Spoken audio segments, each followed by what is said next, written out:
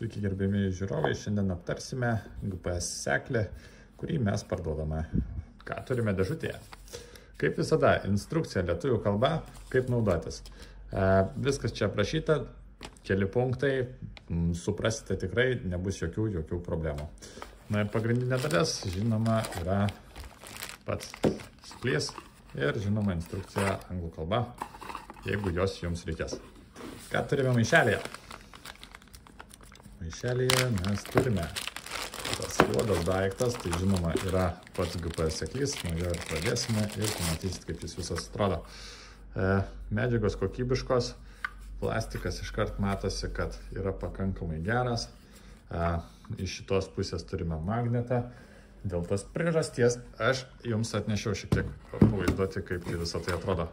Šiuo atveju tai yra monitoriaus stovas, bet kad suprast, jis visiškai tvirtai laikosi ir jo nenuimsit taip lengvai. Visas daiktas yra pakankamai paprastas, kaip matote, tai yra juoda dėžutė.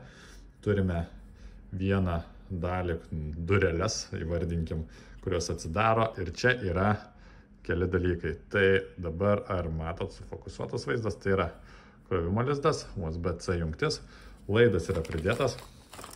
Žinoma, tikriausiai jūs jį turite, bet jis yra pridėtas. Toliau matome įjungimo ir išjungimo mygtuką, tai yra vienoje vietoje yra off, kitoje vietoje yra on ir lizdas, vieta įdėti SIM kortelę. Matmenys šito daikto, tai galim irgi pasižiūrėti, tai didžiausia dalis bus, šitos vietos matuojant, tai apie dabar turim 12 cm, tai va, taip va, pridėjus 12 cm, plotis mes turim iki 6,5 gal įvardinkim, ir toks gylis įvardinkim, tai iki 5 cm.